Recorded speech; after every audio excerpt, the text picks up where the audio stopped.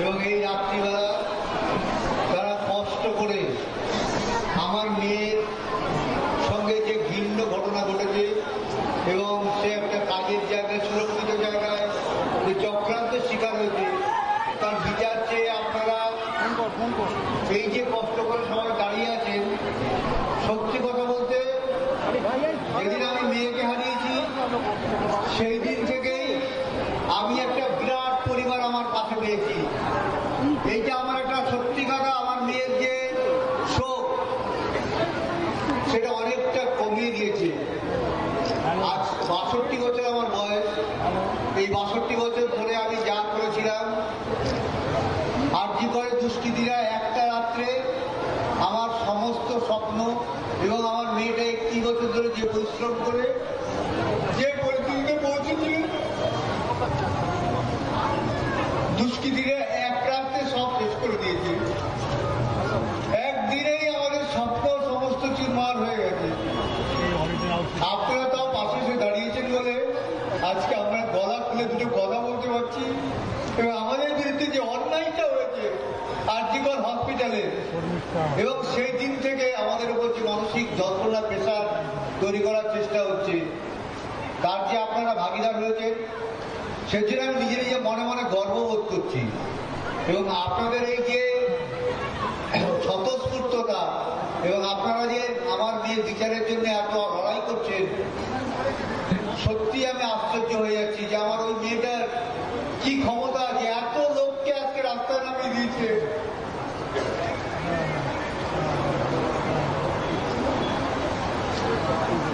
আপনারা আশা করছি যে যতদিন আমি বিচার না পাবো আপনারা এই বিচারে আমার সঙ্গে থাকবেন এবং যে প্রতিবাদ করার তো প্রয়োজন, এইভাবে আমি সবসময় হয়তো আপনাদের সঙ্গে থাকতে পারি না, কিন্তু আমার হৃদয়টা সবসময় মনে রাখবেন আপনাদের সঙ্গে সবসময় আছি।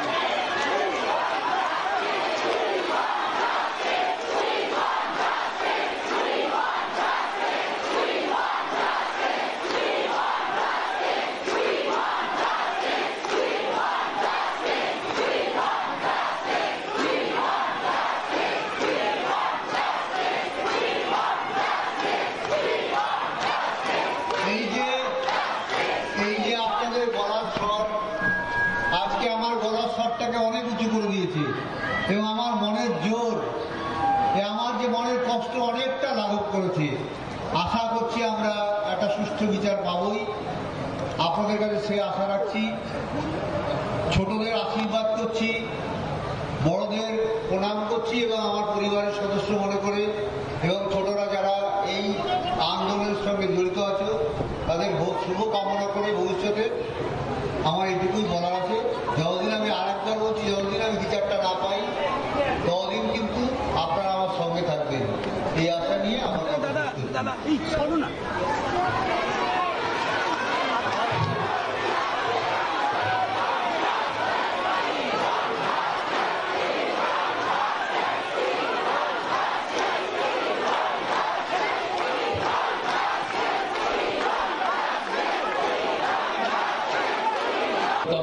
যে নামেই আপনারা তাকে ডাকেন, আমি তার দাদা।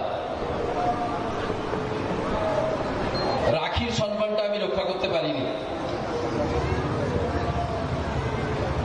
আমরা চাইছি এই নারকীয় কাণ্ডের পেছনে যারা প্রত্যক্ষ বা পরোক্ষভাবে যুক্ত তাদের প্রত্যেকের দৃষ্টান্তমূলক শাস্তি।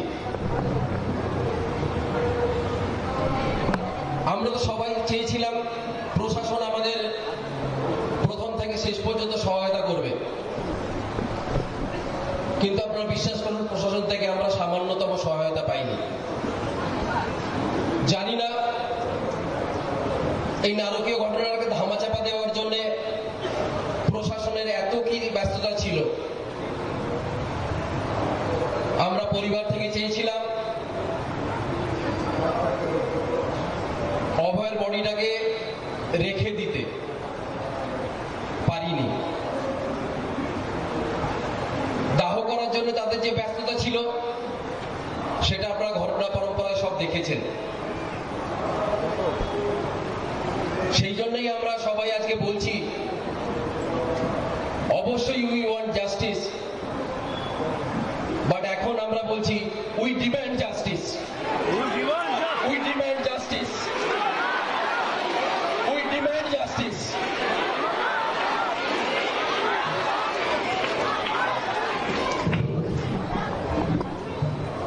আমরা এটা বেশি আজকে ঠিক 8 তারিখ, আর গত মাসের 8 তারিখ আমাদের মেয়ে বাড়ির থেকে বেরিয়েছিল হসপিটালের উদ্দেশ্যে। তারপরে সে আর কোনোদিন বাড়ি ফিরল না। এরকম একটা নির্মম ঘটনার আজকে 1 মাস পূর্ণ হলো। মা বাপির সাথে সাথে আমাদের সবার জীবন থেকে কাকি, দাদা, মামা, মামি সব ডাকগুলো মুছে চলে গেছে।